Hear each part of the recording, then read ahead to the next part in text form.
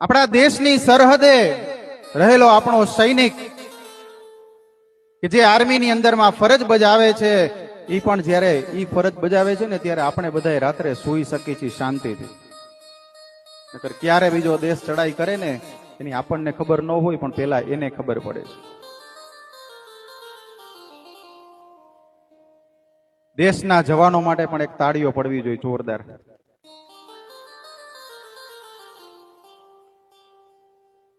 એવી રીતે દરેક શહેરની અંદર આપણા રક્ષણ માટે પોલીસની સેવાઓ આપેલી છે, 108ની સેવાઓ આપેલી છે.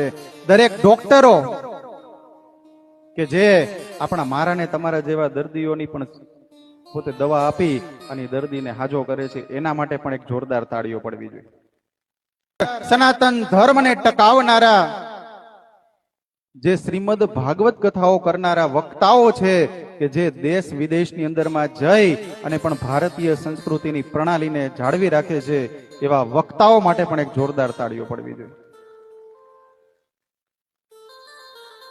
સાધુ સંતો સમાજને સુધારવા માટે કાયમ માર્ગદર્શક બન્યા છે, એના માટે પણ એક જોરદાર તાળીઓ.